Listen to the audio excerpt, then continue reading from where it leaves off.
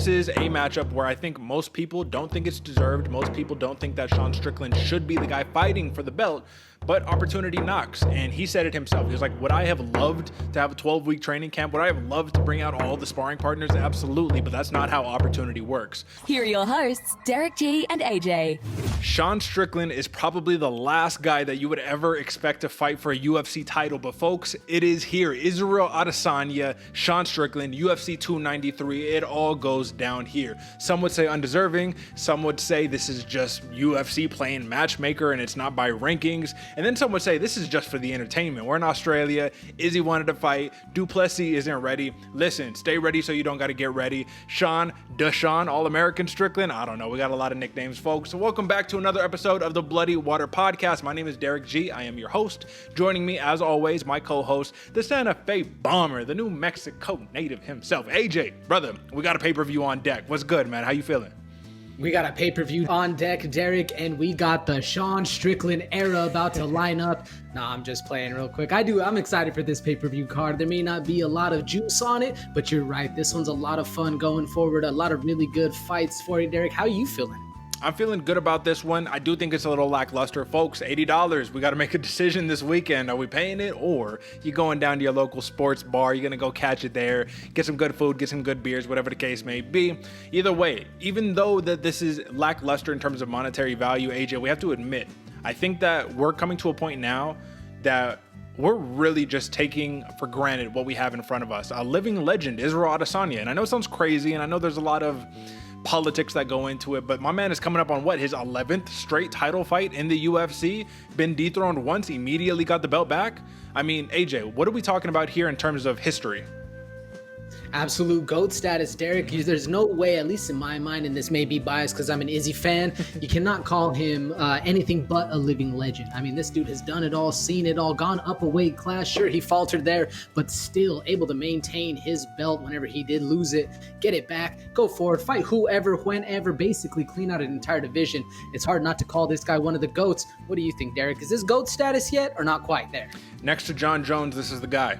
Right? You're John Jones level once you start doing that stuff, man, because like I said, man, I guess he has one loss he still needs to avenge, and that is the Jan Blachowicz, so we'll see how time plays out. But folks, we're going to break down all of that. We got your money lines, we got your prop bets, prop locks actually, and we got some money that we're getting ready to make you. But before we jump into all of that, I do need to ask you kindly, tell a friend to tell a friend. Folks, you know what the deal is here at the Bloody Water Podcast. AJ, you're a tad bit more aggressive on that end, correct?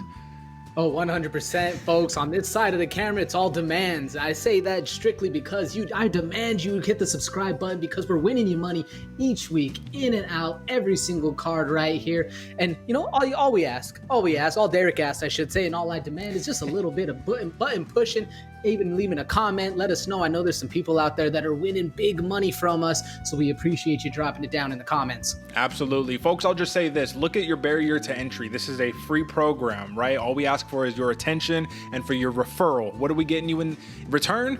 Return. That's it. We getting you some money, baby. All right, AJ, let's stop mincing words. Let's take a quick look at the scoreboard. 95-61-2 for you. Slim lead now on my 93-64-2 record. Folks, the competition is as close as it gets. And guess what? We only got, 4 more months left in the competition? Listen, will I get 3 belts? Will AJ be having a new, fresh, shiny gold belt behind him? We will see. But let's talk about a TLDR, AJ. Let's talk about the bet sheet countdown. I told y'all last week, I'm doing it. 3, 2, 1. All right, I hope you got that one right there, folks. That is the Bloody Water Podcast bet sheet for AJ and I, respectively. Now, we do have a couple consensus picks. Israel Adesanya for one. Manel Kape for the other. That's it, AJ. It's actually Justin Tafa. There we go. Let's take Justin Tafa. Israel Adesanya, Justin Tafa, Manel Kape. Those are our 3 Bloody Water Podcast consensus picks. So in short, run to your sports book and cash it because we're both in consensus. AJ, theme. What's our theme this week? Ooh, consistency, Derick. I think that's my theme for going in on this one. Consistency and momentum. What about you? I'm going to take a slightly different approach, and I'm going to say opportunity. Israel Adesanya, at this point, this is just an opportunity to further cement his legacy. Manel Kape, listen, pull out after pull out. You got to fight somebody. He's giving somebody an opportunity here. And then lastly, Justin Tafa versus Austin Lane. This is the second fight. Remember, the first one ended in a no contest. This is an opportunity for somebody to come out on top. Those are my picks right there, or our picks for the Bloody Water Podcast consensus.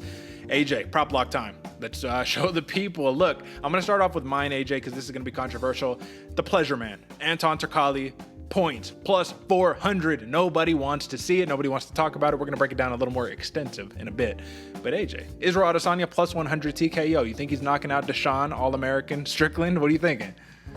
Absolutely, Derek. That's why it's my prop block. As much as Sean Strickland is the guy going forward, he might be the guy taking a nap on Saturday, especially if he goes in it with his style of fight that we've seen him do. I don't expect him to break the bank or make any changes. I'm expecting a knockout city all day long.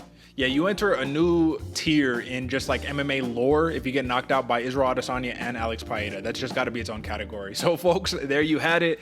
Now we're going to talk about some of our, different picks that we have, the contention, things of that nature. If you want to stick around and hear all of it, then stick around. We got you. If you wanted to just take that quick screenshot, run to your sports book, you can definitely do that. My only once again, ask is you thank us when we're done. AJ's a little more demandful. AJ, let's talk about some main card fights, brother. Let's jump straight into it. Let's get it. Here's to another main card breakdown, courtesy of your hosts, Derick G and AJ. Once again, this is a matchup where I think most people don't think it's deserved. Most people don't think that Sean Strickland should be the guy fighting for the belt, but opportunity knocks. And he said it himself. He was like, would I have loved to have a 12-week training camp? Would I have loved to bring out all the sparring partners? Absolutely, but that's not how opportunity works. Quickly, before we jump into the fight, AJ, is that how you feel about opportunity? Should everybody on the roster feel that way about opportunity in the fight business? Not only on the roster and not only in the fight business, Derek, I think in life, that is the best way to success. You stay ready so you don't have to get ready. One of the worst things that can happen is when opportunity knocks, you're not prepared to answer. That's exactly what Sean Strickland's doing right here, man. And you cannot discredit him. Even if he loses this fight, you got to give him credit for manning up, taking it on the chin, and actually getting in there with one of the biggest dogs to do it. I love this. I mean, sure, like you said, Derek, some people think this isn't deserved or he isn't the guy that needs to be fighting. Yeah, all that can happen, but he's the man that answered the call, and at the end of the day, that's all that matters. And I think it's also lending to how beautiful it is to have a dominant champion, a Valentina Shevchenko once upon a time, Israel Adesanya, John Jones. These people where a lot of people feel like other dudes could have been champions, but they never got that out. Robert Whittaker, for an example, who's like, could be the champion, but like you're just not. I think that this is a situation right here where it goes to show maybe Sean Strickland never would have gotten the opportunity if Adesanya wasn't as dominant. Like, have we brought that into consideration at all? With the way he presents himself, whether you like him or you hate him, either way, he's making media. He's making headlines. He's doing all the right things, arguably in the wrong way, depending on how you see it, but he still is the guy that's getting the most of the media attention. No marketing is bad marketing, especially if you're in the All-American Sean Strickland camp. He is the one pushing those numbers, so I can almost guarantee he would have got the shot regardless whether his skill level was there, and that's arguable all day long, but I do think he would get the shot just because of the character he presents. Do you feel the same, Derek, or is it not at all? While I respect your opinion, I do not agree, my friend. I just don't think that he's the guy that the UFC wanted to give a shot because, look, when they think of the UFC, you think of a guy like Sean Strickland, and then it just doesn't always bode well. I love me some Sean Strickland, you know what I mean? But that's not the point. Anyways, that's besides the point. Let's talk about the actual matchup here. AJ, realistically, right, does Sean Strickland present any facet of his offensive repertoire that is more effective or more dangerous than Israel Adesanya's well-rounded MMA approach? Honestly, Derek, not really. No, I mean, it's hard to say because usually I find something that there's an X factor that they can get across, that there's something they can do. Sean Strickland hopefully won't be a walking punching bag, but that's exactly how I see it playing out right there. He's going to walk forward. He's going to do his shell like he likes to do, but Izzy just has all the skills to pick that apart. The only thing I could see Sean Strickland really doing is getting this fight to the ground, getting it in clinch, getting a takedown. I don't see him doing that though, Derek. Do you? I think that that's definitely something that if he was smart, this is his opportunity. You take that opportunity. But given, I mean, cardio wise, this dude hasn't grappled a ton in his last how many fights, 10 fights or whatever the case may be. So you just have to think, are you going to be ready for 5 rounds of hard wrestling? And you don't want to gas yourself out in round 3 just because you tried to do it and you couldn't sustain it. I think that Sean Strickland is going to stick to his guns, and he will do Sean Strickland's approach at victory, which is march you down, keep the pressure on you, and then slowly but surely break you down until you're broken. However, will that be effective against Israel Adesanya? I'm not sure, but I do want to talk a little bit more about that pressure aspect. Adesanya, he's already identified it himself. He's like, what is one thing Strickland can do really good? Well, he can put that pressure on you to where you're constantly in that back against the cage spot. You can't get your long kicks off. You can't keep your range. You can't manage distance. Once again here, AJ, not to beat a dead horse right here, but I mean, Israel Adesanya, I would just kind of thinking he's a little too skilled to fall into that trap against the caliber of fighter that Sean Strickland is, right? 100%, Derek. If Sean Strickland had another X factor to his game besides the pressure, besides that jab he likes to use, he does have some power, but in order to get into that range, you need to put yourself in absolute danger against Israel Adesanya. And we've seen Izzy just cut corners like a madman, be able to use that range, use that distance he's really good at. And that's exactly what I'm expecting out of this one, man. Izzy just to cut right around, end up in the knockout, folks. And that's it's hard to bet against Izzy in this style of fight. Like I said, man, walking punching bags, they do get the win whenever you're able to break people down like that. But we've seen Izzy not be broken down. The only time we've technically seen him quit of sorts, and that's completely air quotes because it wasn't a quit, he just lost the fight against Jan Blachowicz. I don't see that same kind of outcome happening in this one, Derek. Realistically, there's been no guy that Israel Adesanya has fought that he hadn't already previously fought. So, like, we'll not count Alex Paeta because that's just like a weird kryptonite type situation. But if you look at the last 10, right, the only guy that he's fought that didn't present a legitimate, grappling threat to him is Kelvin Gastelum. And we know how that fight turned out. It was way closer of a fight than we ever thought. But I think that with 10 more fights of experience, 4 years of being the champion and all of that good stuff, I just think that this is going to be a smash spot for Israel Adesanya. Not a lot of value at minus 650. If you are going to take value, you do take it at the plus 115 at open, currently plus 100 TKO prop. But folks, I don't see any other value unless you're just looping this into a parlay for something else. So just off the bat, both like Adesanya here. I don't have a preference for the finish, but I do like that plus 100 TKO prop. AJ, anything else on this one? That's why I made it the prop lock, Derek, plus 100 TKO. That's where I see this fight ending up more often than not. I'm curious at that plus 115 decision. It looks like the odds makers are banking on Sean Strickland's chin really holding up, but in a 5-round fight, I don't think so. Give me that knockout. Yeah, especially with a spicy Adesanya if he decides he wants to bring it for this one. We'll see what happens. But that is your main event. That is championship, and we are expecting a historic and still come Saturday night. All right, AJ, Tai Tuivasa, Bam Bam is back. He's ready to fight the skyscraper named Alexander Volkov. Just kidding. We're not talking about Stefan Struve. We're talking about Drago, right? We're talking about a guy who has, I think he's had multiple versions of his career at this point. And I think it's really interesting because though the odds makers and the sharps will look at this and say, minus 250 Alexander Volkov, clearly somebody likes him to win. The fan consensus, anybody you talk to about this matchup is like Tai Tuivasa all day, plus 205. This is just going to be a steal in terms of value. And while I think that Bam Bam is incredibly dangerous of a fighter, I want your opinion, AJ, as somebody who is more or less backing Tuivasa on this fight. What is it about him that gives you so much confidence that he can actually defeat an Alexander Volkov, who has been surging as of late? You're right. The resurgence of Alexander Volkov has been astonishing, man. It's like he got that new tattoo on his back and he decided to become a new man, a new fighter. What gives me confidence betting, or for Tai Tuivasa, is the speed he presents as well as the kind of slickster way he goes about it, man. He looks like he's a big guy. He looks like he's a plotter. He looks like he's just going to be doing, the normal stuff you'd expect a heavyweight to do, but he's quick. He's fast. He has good footwork. He's able to move in and bob and weave. Sure, the wrestling acumen, it's not really there where we'd like it to be, especially for how high-ranked he is. I don't really see a wrestling match happening there, though. I do expect Alexander Volkov to try and control the outside, control the distance, really work that range. But again, in order to land that kind of stuff, you need to be able to put yourself in that danger. And that's where I think Tai Tuivasa strives the best, is in that danger, in the phone booth, when you're going toe-to-toe and just swinging haymakers. That's where Tai Tuivasa finds himself lucky. I'm expecting a shoey out of this one, Derek. Do you see it the same way? Do you see Alexander Volkov maintaining range, or is this going to be a brawl from the jump? I think that this can absolutely turn into a brawl. I think the odds are this does turn into a brawl, and that's where I can understand why people like Tuivasa. Because you turn this into a phone booth fight, I like Tuivasa like 9.5 out of 10 times, right?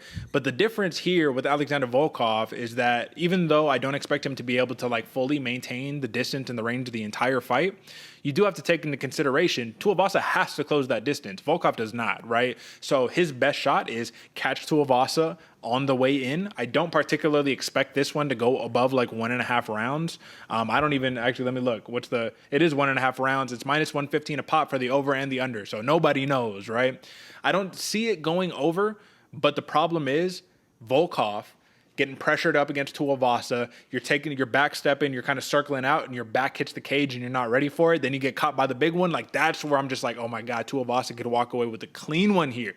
But I just think that in terms of just being a more effective, well-rounded fighter who has got way more experience, who has fought tougher opposition, and the only guys that they've lost to as of late is Tom Aspinall and Cyril Gane. If you count the Curtis Blades one that's wrestling, Derek Lewis, you won 99% of the fight, got knocked out in the last second.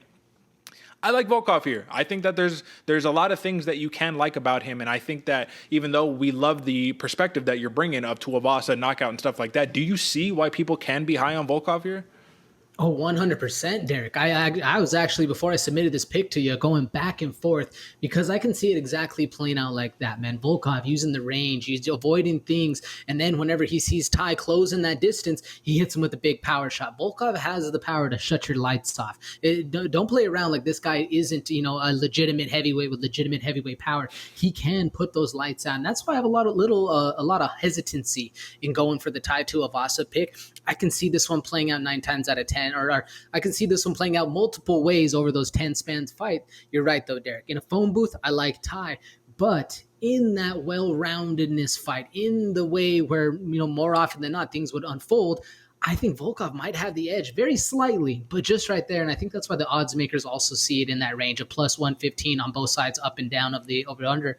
And that's what really makes it hard for me to really favor one or the other in this. I can see it ending up both ways. I'm still banking on the Tai Tuivasa KO, though. I think there's a lot of value there, especially at 205, plus 205.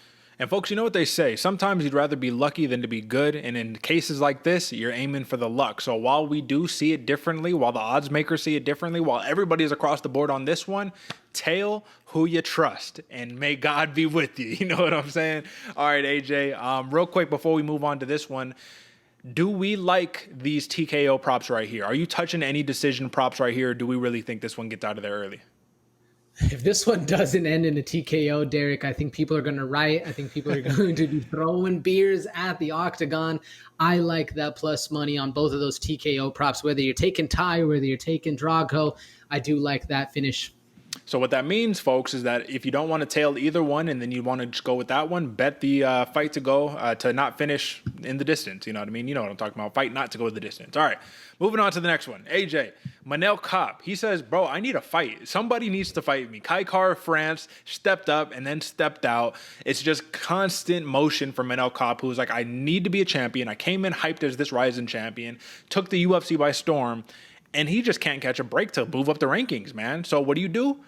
You take a situation where it's a lose-lose. You're giving an unranked guy a shot at the top 10, and then if you win, you better do it in impressive fashion. If you lose, I mean, I can't tell you what the consequences are, but they're bad. AJ, what do we think about the trajectory of Manel Kape's career thus far in the UFC? Did it pan out the way that we thought it would for the Starboy when he came in originally? Not at all, Derek. I mean, especially dropping the first two, what was it, to Alejandro Pantoja as well as Matheus Nicolau. Dropping both of those was a massive halt in the projection of Starboy going forward. But what I like about him, never gave up on himself. Keep continuing, keep grinding, fighting whoever they throw at you. Ode Osborne, hell of a fighter. I don't think he's in the UFC anymore. Is he correct? He is. Oh, he is? Okay. Either way, still a great fight. Even the Zalga Zumagulov, a guy who is kind of in that middle ground of fighters, but still on a rise, still beating people that are really good. You get in with Starboy, and he does a lot of really good work for you, and that's why I think it didn't happen like Starboy wanted it to. He didn't come in with the massive splash he wanted, and that it is what it is, but that's how life unfolds, and I think he's in the right spot right now to be able to get back to where he was. Even with the David Dvorak unanimous decision, it still gives him a lot of value in those picks. You're right, though, Derek. We just need somebody that this guy's up there to fight. Somebody above him. That's all we need for him to actually show what his true capabilities are. Because you're right, he's in a lose-lose situation right here against a very dangerous jiu-jitsu practitioner out of Dos Santos. And I mean, I don't know. It's a hard-fought time for Manel Kape. Either you win this fight and you should have won the fight, or you lose this fight and you're basically relegated back to where you started. It's a rough one. Do you see a lot of value in the Dos Santos pick, Derek? Do you think there's any way this guy can pull this fight out, or is this just you got a contract because you took a short notice call? I think it's both. He was supposed to fight on the Contender Series, I'm pretty sure. You fast-track your way up to a pay-per-view main card, so that's a win right there. Where I think that it can be dangerous is I can see this as a fight of the night, like scrap right here. And no one's safe in a fight of the night scrap. A fight of the night means that nobody won dominantly. It was back and forth. There was almost 2 back and forths, right? So I do think that in the camp of Felipe Dos Santos, you need to feel very confident coming into this spot, saying, I can take everything that man worked for. And then on the other hand, for Manel Kape in and of itself, man, you need to be disciplined. You need to play it safe to a degree. And that's the thing. If you're looking for that highlight knockout reel, how safe can Manel Kape truly play it? So like right here, even though I don't think that we're locked in on how safe this pick is, you're not going to pick Dos Santos in this matchup, right? No, not at all, Derek. Especially, I mean, you just look at you just look at those props right there, Derek. The lowest one is the decision at plus 600, coming off a short notice fight. Everybody, and yeah, you're right. He was slated to fight on the Contender Series, but still having the Contender Series fight against that kind of caliber competition versus jumping up to number 10 in the division. You're going to fight a 3-round fight. Doesn't really seem that plausible to me. I actually think this one's a lot more likely to be that barn burner you're talking about, Derek. No, I don't bet Dos Santos at all. And honestly, even with the props on Manel Kape, I don't even know where I would like to go because the +1 or -150 for the TKO has no value to me. That's why, once again, this is what I was kind of noticing the trend when I was looking at this card. I wanted to say, hey, these are some things that I like. I didn't like much on this card, to be honest. And if you're a wise wager, you're a wise handicapper, you don't bet on a fight just to bet on the fight. You bet if you get value. So Manel Kape, Israel Adesanya, string those into a parlay, and I think you got something on your hands right there. They're both massive favorites. Last thing you want, though, is that major upset, which can happen. Dos Santos is a walk-forward pressure guy. We just have to hope Manel Kape doesn't get caught in something. I do expect there to be a finish in this fight, and I'm hoping it's on the side of Manel Kape. That's really all that I got on this one, man. I think that we need to see more of Dos Santos, and we need to give Manel Kape finally someone who actually steps up to the plate and comes through to the fight. You got anything else on this one? I couldn't agree with you more, Derek. I'm excited to see who Manel Kape gets to fight. If he ends this one in a star-studded fashion, he's almost undeniable to get another ranked opponent that's above him. If I was him or I was his manager, that's what I'd be demanding from the future. We'll see how this one plays out. And then let's just be fair, man. Manel Kape is number 10, but like, is he really like a number 10 fighter? Like, he's better than that. That's just the number he has. So extra uphill battle for Felipe Dos Santos, but we like the star boy here. All right, AJ, this next matchup right here, obviously this is a rematch, but I thought it was funny they put this on the same card as Tuivasa and Volkov, because this is basically like the Wish.com version of that fight. Even though it was a good standalone matchup on a different card, when you put them on the same card, it's just like it's way too similar. So Justin Tafa, Austin Lane. There's like a 6-inch height advantage for Austin Lane. This dude is super long. He weighs less than Tafa. We already saw a preview of how this matchup is going to go down, and we saw that Austin Lane at range, at distance, can do some good work. But you got to avoid poking somebody in their eye, damn near making them lose their eye, right? Like, you have to avoid that, or else this time, I don't think you get warnings. If there's an eye poke, I think we're talking points, we're talking DQs. AJ, Justin Tafa is pretty heavily favored in this rematch, even based on what we saw in that first matchup. What do you think about this? What's different about the first time that we broke it down? Not much, Derek, to be completely honest with you. Yeah. I mean, I expect this fight to play out how that first fight started. Austin Lane controlling the distance, working the range, getting out, cutting angles, looking really technical on the feet, while the bad man just walks him down, throwing meat mallets down the aisle. That's exactly what I think is going to happen again. Maybe, hopefully, I guess, if anything does change, we keep our hands closed as we're pushing people out. Other than that, Derek, do you see a lot of nuance going into this fight? There's something about this fight, man, that even though I'm really high on Justin Tafa, I think that he gets it done. It's not just because him and his brother are both wreaking havoc on the UFC right now. It's just in this matchup, man, Tafa has that solid heavyweight power that a lot of guys don't have. When you're a full 265 and you're ready to throw that, like you said, those meat mallets or whatnot down the aisle to Austin Lane, it's the thing that I've been seeing a lot is that there's a difference between fighters who are short, who are able to get more leverage on their shot up top, versus the taller fighter, less leverage punching down low. I just think that Tafa, I think he sparks him. That's what I think in this matchup. However, let's just thought experiment. Austin Lane at distance, man. You got to love it. He's not in his hometown for this fight like he was in the first one. But, I mean, you'd have to imagine if he can maintain distance, he could probably get off clean against Tafa, right? 100%, Derek, especially if he starts utilizing the kicks and the jab, man, keeps the bad man at range. I think he can do some work. The only question is, how does he fare in that 3-round fight, in that gas tank? I mean, he's had let me look right now. No, he's only had anything go past a fourth or a third round. It was Juan Adams, not in the UFC, but still, I don't see it, man. I mean, could he? Yes. In the thought experiment, could he maintain range? Could he be at size? And yeah, he does have the power to do some damage. I just think when you're having to fight a 15-round fight and maintain that distance the whole way where the other guy only needs one shot, it's really hard not to fall into that kind of trap. Especially if you're looking to win a fight and you're looking to be exciting, you have to put yourself in danger right there. I think that's where Austin Lane's going to find some trouble. Absolutely. Now, to clarify, folks, because this is what I do here. I keep my man AJ out of trouble. 15-minute fight, not a 15-round fight. This ain't an old-school boxing match. Shout out Muhammad Ali and all them, you know what I'm saying? But that would be a crazy thing. These two guys in 15 rounds, I'd pay to see that. All right, AJ, this is one thing we have to take into consideration. This is just for the handicappers out there. I do think that there is a universe where this fight can get really ugly in the beginning of the fight. Both of them get really gassed out, and we come to a decision. I absolutely see a world where that happens. 8 out of 10 times, I think I see the knockout, right? But given that that's a possibility, do you see any juice on here just touching a $5 plus 700 decision prop for a Justin Tafa or something like that? Oh, $5 on Justin Tafa. I thought you were going to go the other direction, Derek. $5 on Austin Lane taking that decision. I see that one being the more likely outcome. But either way, if this one doesn't end in a knockout, you're willing to throw that $5 down. Either one of those provide a lot of value, whichever side you're the coin on your landing. All right, fair enough. And yeah, you're probably right. Maybe Austin, I don't know. This is a tough matchup. But we like Tafa here. Let's roll with Tafa. AJ, to open us up, Tyson Pedro versus Anton Trukalj, man. Tales of two different types of careers right here. Tyson Pedro has definitely been a resurgence style of career. Anton Trukalj had a very solid regional run and then got into the UFC, and then he dropped 2 back-to-back. But AJ, I do have to give some context before we talk about this fight. Tyson Pedro just got 2 big victories. His 2 comeback victories have been to fighters who are no longer in the UFC. Harry Hunsucker and Ike Villanueva, Hurricane Ike, right? So while they looked impressive and he was knocking dudes out, that was like a beautiful thing to see. Anton Trukalj took a little bit of a different approach. He said, my first 2 fights, give me Jailton Almeida, right? A dude who's about to be the next heavyweight champion next to Tom Aspinall.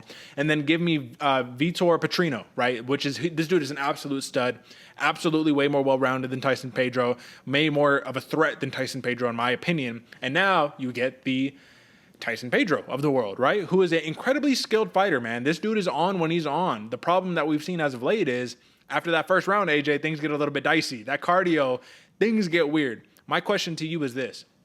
We saw at open, this is not even opening lines. I couldn't even get the opening lines for this one. At open, Anton Trukalj was like a plus 115 underdog or something like that, plus 125 underdog. People laid some juice on him. Quickly, the line turned to where he's a slight favorite. So as it stands right now, currently, these are accurate odds. Minus 115 Trukalj, minus 105 for Pedro.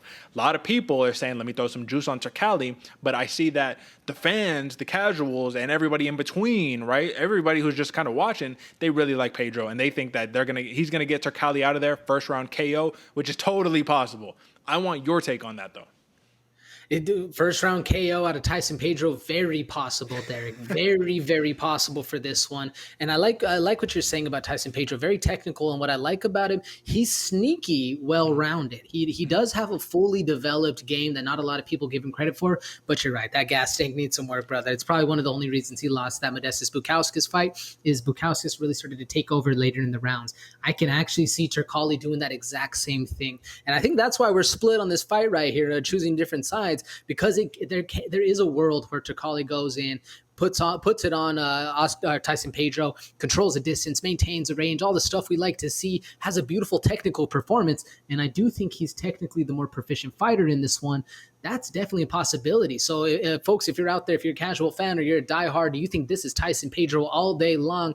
You might want to hold off on placing some money there. Even me, I have a lot of hesitation betting on Tyson Pedro for this fight because, yeah, he could get the knockout. That's a 100% possibility, but I think it's more likely that this one goes past the second round, and then we start to see how the games develop after that one. Would you agree with me, Derek? You think it's more likely for this to go the distance, or is this one ending in a knockout? The distance is something that I'm not too sure about, but somewhere in between post first round and like 15 minutes, like I think we're somewhere in that range. And the reason why is because you're right. Tyson Pedro, sneaky grappler, right? He could drop and jump a guillotine on you. He can go and try to choke you, whatever the case may be, even a sneaky takedown, right? But Anton Turkalj, for those who are uninitiated, is a different level of grappler. This dude is a tried and true, legitimate grappler. He had a grappling match with Alexander Gustafsson. That's the level of grappling that we're talking about here.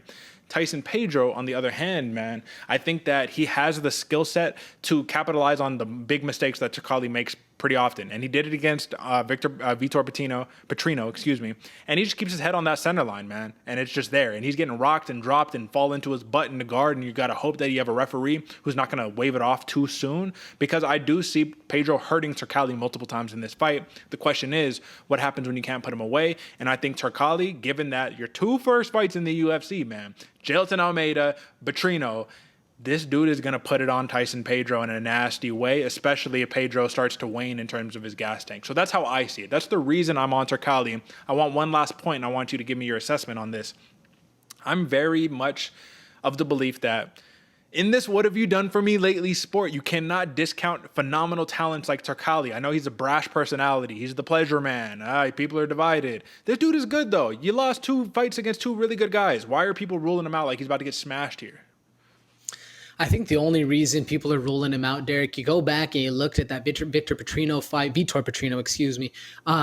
He's getting rocked. Trukalj is getting rocked left and right, man. And even especially when he does, he throws his hands up and just tries to grab on. And that right there, with the kind of striker that Tyson Pedro presents, does give a lot of worry, man. A lot of worry. But you're right. In those fights, Trukalj wasn't finished. Well, he was finished by Jailton Almeida, but that was because of a submission, not because of the lack of chin. And Trukalj, you got to give him that. This boy can survive a wallop and make the best out of that wallop situation. I mean, even though he dropped his last 2, like I said, he didn't get knocked out. And that right there speaks volumes to the kind of fighter and character that Trukalj presents, because this is going to be, I expect a lot of wobbly legs, Derek. I expect a lot of backs to be hitting the mat.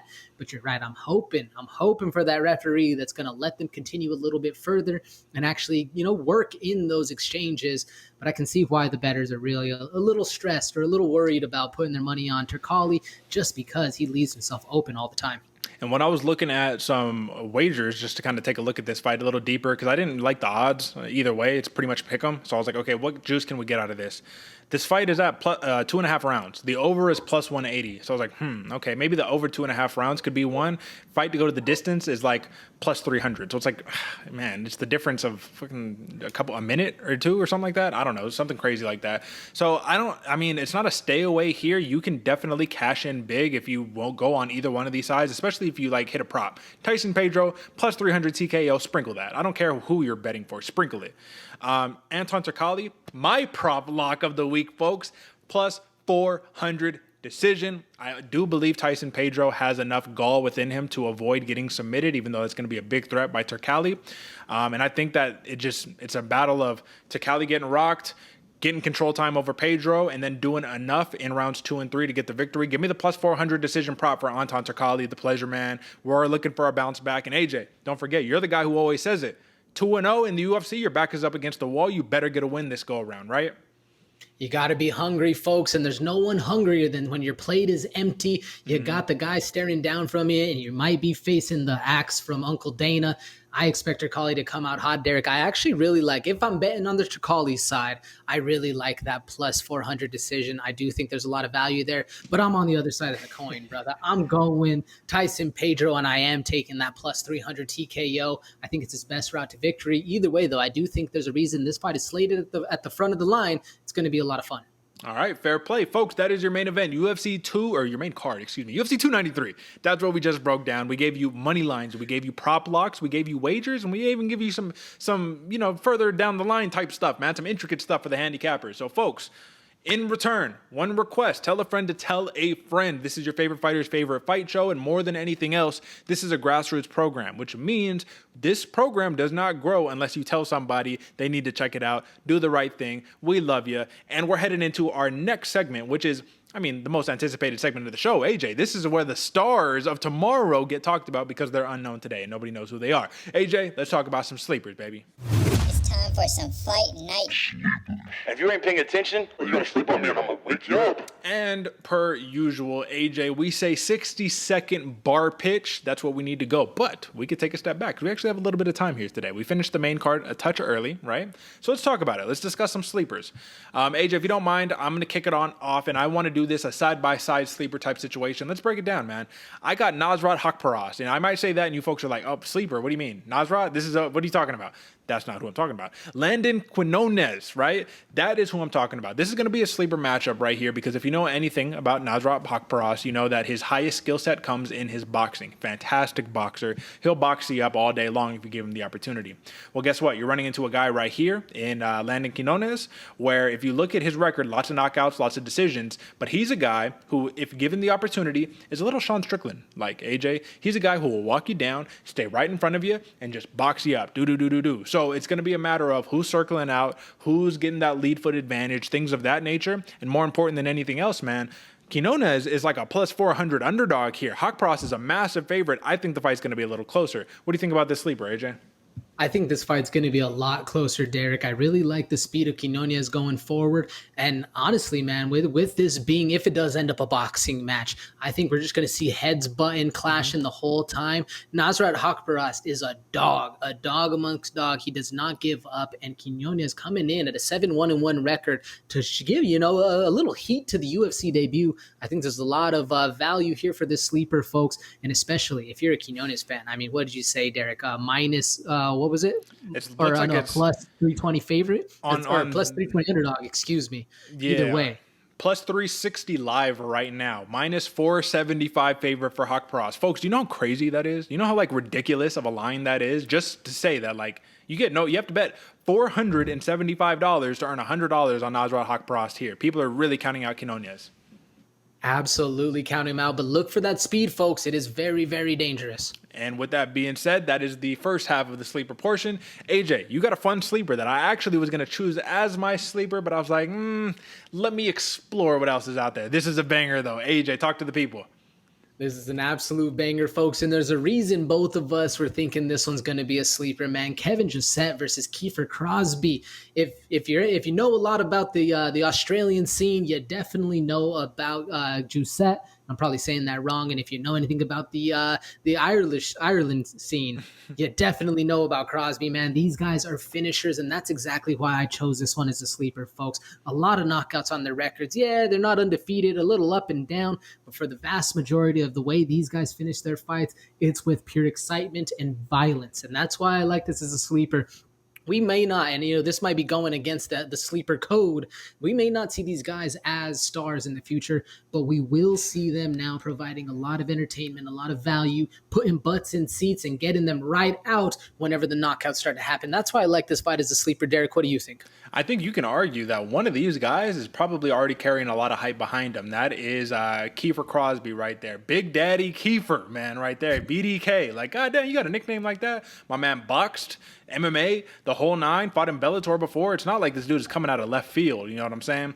I just think that what's more important between anything else here is if you look at the style of fighters. Kiefer Crosby, he wants to put the hands on you. Josette, he can grapple you up, and that's where it's going to come down to. And honestly, AJ, that was the only thing that stopped me from making it a sleeper, because I'm like, well, what if Josette wants to take the least path of resistance? Well, he's probably going to just try to take down Crosby and just, lay and pray a little bit. I'm hoping we see something different, but I do think that these are two guys you got to watch out for. Anything else on this one? 100%, Derek. These guys you do got to watch out for. And you're right, Crosby does have a lot of heat behind him. That's why I let in. If you know anything about the Ireland scene, Big Daddy Kiefer. It's even hard to say that name. It feels a little weird for me saying that name. I don't really like it. We're going BDK over there. He does have a lot of value behind him. This one's going to be a fun one, folks. Make sure you tune in early. It's the first fight of the prelims. Listen, bro, weird nicknames this card. The Pleasure Man, Big Daddy Kiefer. It just, it gets MMA gets a little erotic sometimes. It's a weird, man. It's like when you watch an MMA and then somebody walks in who's not accustomed and they see like the worst position possible. They got a north-south position, just fucking face on nuts and all that. Oh God. All right, AJ. With that being said, let's just break down a couple of the prelims that we have available here, and there's one in particular that I wanted to talk about. AJ, I want to talk about this fight right here. Where is it at? Jack Jenkins versus Chepe Mariscal. AJ, this is sleeper written all over it. Only reason it's not a sleeper is because both of these guys are established and known. But someone is either going to sleep, someone is getting severely hurt, someone's legs are going to get kicked from underneath them. It's going to be a just crazy show right here. Who do you like in this matchup? Ooh, that's a hard one, Derek, and I agree with you. This is a sleeper fight written all over it. I'm leaning towards Mariscal on this one. Maybe it's because he has a little bit more momentum to him, but Jack Jenkins at the same time is extremely dangerous. I'm honestly not sure, and if I'm betting on this one, man, I'm staying away. I'm staying steer clear of it. Which one do you like a little more? I'm not going to lie to you, folks. I put a little juice there on Chepe Mariscal just because if it goes into a grappling match, I like Mariscal right there. He's way more established. Getting there is the problem. Jenkins destroys people's legs, fantastic boxing, great body work. I mean, you have to love Jack Jenkins right here. It's in Australia. I think he's from like New Zealand or something, so it's like a hometown fight. It's tough, man. It's tough. I think that you just sit back and watch, and that's really what we do right there. But lean a little bit on Chepe Mariscal if you're just trying to take a shot and see if it hits. AJ, Jamie Malarkey, the always game Jamie Malarkey. He gets John Makdessi, man. That's a blast from the past. We haven't heard from Makdessi often. The last time that Makdessi fought, let's actually take a peek. I'm pretty sure it was a loss. Yeah, it was. And that was, to Nasrat Haqparast. I remember that now. However, Malarkey, he's up and down guy, man. Losses to Jalen Turner, Mohamed Naimov, wins against Prado, a very impressive win right there. Michael Johnson and Devontae Smith. So it's like he has wins over guys. He's the guy that gets wins over guys he shouldn't and loses over guys that he shouldn't. But somehow he's still here, still in the mix, and he's one of my favorites to watch. Who do you like in this matchup? Ooh, who do I like? I like Malarkey in this matchup. And first off, folks, I'm just glad Derek's back to saying Malarkey. I love that about it, man. And Jamie Malarkey is a really exciting fighter going forward. And Makdessi, do not sleep on him. Even though we haven't really seen that name come up a lot, he is a legitimate killer in that cage. I like Malarkey in this fight, though, Derek. Yeah, I like Malarkey. Give me Malarkey on that one. Let me see. Carlos Ulberg versus Da Un Jung or Da Woon Jung. Apologies. They have it spelled differently in different places. You never know. Listen, man, what is he? The Black Cougar or Black Panther or something like that? Carlos Ulberg is a bad man. And I think that this is a smash spot for him if he could play the game of catching and not getting caught. Jung is a guy that can put anybody away, so you have to tread carefully here. But I think that, as the odds indicate, Ulberg should be in for a smash spot. He's a minus 280 favorite. What do you think? I think you're right, Derek. I think Da-Un Jung, he can put anybody out, and Carlos Ulberg is going to need to do everything he can not to make this an entertaining fight. If he makes this entertaining at all, Da-Un Jung has an ability to put you to sleep, and that's what worries me for this one. I have a fight here, AJ, where I'm going to tell the people right now, and I'm going to take full accountability. I will take full accountability if this does not go as planned. But I have a theory, and I have a theory that you need to bet. And this sounds terrible, AJ. I don't even know if I should say it. Sorry, you're not supposed to do this on a podcast, but now I'm like, am I crossing the line? Shane Young is a guy who is currently a minus 170 favorite against Gabriel Miranda. And I just have a feeling that you have to bet on Gabriel Miranda in this fight. Shane Young is a guy that you bet on every time because you think he's going to win every time, and it's just not been good. I'll just say that. It's been a rough string of luck as of late. Let's just take a quick peek. 3 losses in a row. Two of them are decisions, the Blake Builder and the Omar Morales. The other one is the Ludovic Klein, where he just got starched on that one. I think that Gabriel Miranda has a shot to become victorious in this fight. His last one is against Benoit Saint-Denis, right? Come on, that's just not fair at this point. But this dude's got a lot of good submissions under his belt. I think that he can win the fight. AJ, do you have any thoughts on this one? I think he can win the fight, Derek, and I'm glad you're taking accountability for that one because, honestly, I was thinking the same thing, brother. I almost made this one a sleeper because of that kind of turbulence, if you will, that Shane Young likes to provide for his fans, man. He's never a safe bet, and that's what kind of worries me the most. Man, Miranda, though, he is very, very dangerous in the submission game, and if you look at Tapology, 72% of his fans think this one can end by submission for Miranda. I'm kind of right there with him, Derek. That's it. All right, folks. And that's pretty much everything that we needed to cover. You got a Blood Diamond fight versus Charlie Radke, right? You know, so shout out to that one. But we covered everything we needed to cover. All right, folks. With that being said, we've reached the outro once again. And I want to give you guys a friendly reminder that next week we have a very fun fight on our hands. Championship is on the line. And AJ, guess what? I'll be there live in action. UFC Noche, right? We're doing it for Mexican Independence Day, September 16th. Valentina Shevchenko is going to attempt to get her belt back from Alexa Grasso. So I'm conflicted. AJ, on one hand, La Raza, Mexico, champions. On the other hand, the Bullet, Valentina, brother, come on, man. I mean, listen, hold on. Let me see. If I solo out, will it show it? Let me see. Y'all see Valentina is right here, right there. Come on, man. I'm representing that. I mean, listen.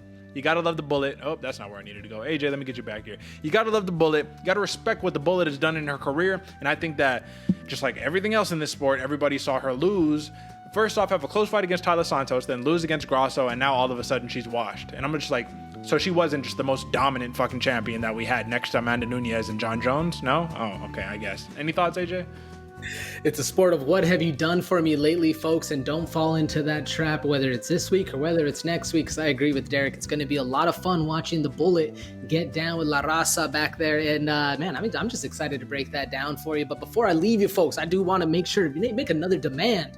I'm over here making demands all the time, and it's not for anything unworthy, you know. If we're out there winning you money, that's why I demand you at least give us a follow, give us a subscription. Make sure you're hitting in the comments below. We're providing some good quality content over here, and if you're enjoying it, if you're winning money off of it, that's the only demand I make, man. Give us what is ours, and we will keep providing what is yours, and it's putting money in your pocket, folks, week in and week out. That's why we're your favorite fighter's favorite fight. You can't get the same kind of quality anywhere else on YouTube, so make sure you tune in right here and share with your friends. That's it for us, folks. I couldn't have said it any better myself. Until next time, peace.